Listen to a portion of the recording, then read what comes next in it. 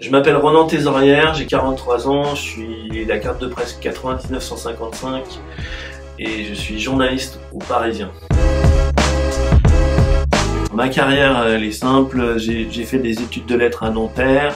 En parallèle de ces études de lettres, je m'étais inscrit à la prépa IPSUP à l'époque pour passer les concours. Je m'étais inscrit à 4 concours, j'ai eu 2 oraux, le CELSA et le Gilles, et j'ai été intégré directement au CELSA. 2 merveilleuses années au CELSA, qui est ma promotion, où j'ai appris mon métier, j'ai découvert ce que c'était que plein d'aspects du métier que je connaissais pas encore à l'époque.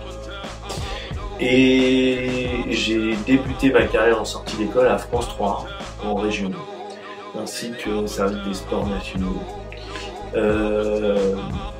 Où là j'ai passé presque 4 années sur le terrain en tant que reporter à France 3, où j'ai appris les bases du métier, le reportage, l'interview, le magazine, en télévision.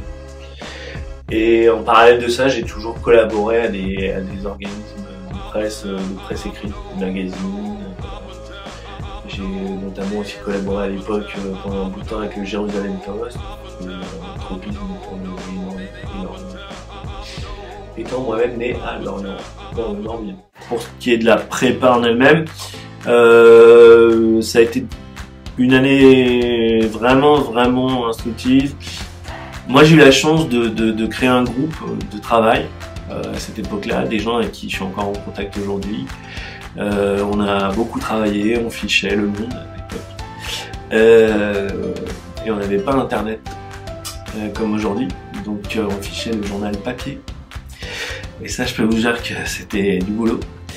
Et on faisait des questionnaires en plus du questionnaire bien éduqué toutes les semaines entre nous, pour vous dire qu'il y avait un niveau d'exigence important. Et voilà, c'est 6 personnes avec qui j'étais, les 6 sont aujourd'hui journalistes. Ils ont des belles carrières à la télévision, en presse écrite, un peu partout. J'ai vraiment beaucoup appris, notamment dans la rigueur du travail à IPSUP, et la répétition, et voilà, et les connaissances aussi plus générales que j'aurais pu ne pas avoir par exemple, parce que moi je faisais des études de lettres et que j'étais pas dans une structure Sciences Po ou quelque chose comme ça qui peut donner un avantage dans la compréhension du monde contemporain et aussi des concours, parce que c'est aussi une logique qui va avec, qu'on n'a pas forcément dans une fac de lettres, qui est plus, on va dire, légère de ce côté-là. On y apprend beaucoup de choses, culturellement parlant, mais c'est un bon background, mais bon, IPSUP m'a aussi donné ça. Donc c'est normal ensuite que j'ai redonné à IPSUP ce qu'elle m'avait donné en venant partager mon savoir modeste aux étudiants. Si on veut se lancer, il faut lire beaucoup pour voir ce qui se passe et profiter de la diversité de l'offre en France qu'on a sur la presse, presse classique, radio, presse d'investigation, médias locaux, cinéma régional. Voilà, il faut lire beaucoup. Ça c'est le premier conseil. Et puis le second, ne pas être dérouté par un univers qui est un peu compliqué en ce moment dans les médias, d'un point de vue professionnel. C'est sûr qu'on a connu de meilleures périodes économiques, mais d'expérience, je peux vous dire qu'en fait, voilà, il y a toujours du travail dans le journalisme. On a toujours, les médias changent, les médias passent, il y a certains restent, d'autres s'en vont, mais il y a toujours de l'emploi, donc il ne faut pas avoir peur. Il faut toujours du travail, bon gré mal gré, et puis de ne pas être effrayé. Ensuite, le conseil que je donnerais à quelqu'un qui veut devenir journaliste, c'est d'aimer les gens.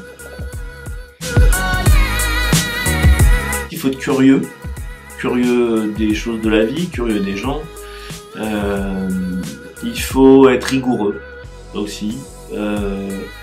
C'est aussi une école de la rigueur. Ensuite, la timidité, c'est pas un problème en fait, ça se travaille sur le terrain. ça vient. Ça dépend ce que vous voulez faire, si vous voulez faire de la radio, de la télé ou de la presse écrite. Pour avoir fait tout ça, je peux vous dire qu'on peut tout faire, même en étant timide. Les qualités qu'il faut, de la persévérance. C'est-à-dire qu'il faut être capable de passer par la fenêtre quand on vous a fermé la porte. Aussi, et puis éventuellement un peu de culture générale, ça fait pas de mal dans ce monde où aujourd'hui le fact-checking est très très important et où les fake news abreuvent les réseaux sociaux. C'est important aussi de se construire une culture personnelle qui fait qu'on est capable de repérer tout de suite des fausses informations pour justement en donner des vraies. Moi principalement dans la prépa je fais deux choses. J'interviens pour évoquer mon métier de journaliste. Et actuellement je suis journaliste web au desk web du Parisien. C'est un métier particulier dont je parle, que j'évoque, j'explique sur les tenants et les aboutissants de ce métier. Et mon autre activité à la prépa, c'est de préparer les oraux blancs. Voilà, j'ai une petite équipe avec un camarade, c'est le good cop, je suis le bad cop. Ce qui est intéressant dans l'enseignement en général, particulièrement dans le milieu du journalisme, c'est que ça permet de se remettre en question. C'est-à-dire que tous les ans, c'est une nouvelle remise en question, c'est une remise à niveau des connaissances que j'ai sur des techniques journalistiques, des techniques web, des choses comme ça. Et puis aussi, c'est la confrontation avec des personnes qui ont une nouvelle vision sur le journalisme, une façon d'appréhender le métier différemment, et donc qui permet aussi de discuter, de débattre de nos pratiques au quotidien. Voilà, est-ce qu'elles sont bien, est-ce qu'elles sont pas bien, est-ce qu'il faut qu'on les fasse évoluer, qu'est-ce qu'il faudrait changer dans le métier. Et voilà, la jeunesse, elle a ce site génial que elle se renouvelle tous les ans et que elle permet justement de ce débat-là et puis de pas perdre le contact ou d'être dans une tour d'ivoire professionnelle et penser qu'on est arrivé quoi. Donc moi je trouve ça toujours intéressant. Par ailleurs, j'ai été aussi enseignant dans des écoles de journalisme. Les PJ notamment, et pareil, j'y trouvais le même plaisir, c'est-à-dire c'est le plaisir de la transmission, ce qui pour moi est très important dans la vie, et puis oui, l'échange, et oui, cette éternelle et remise à niveau.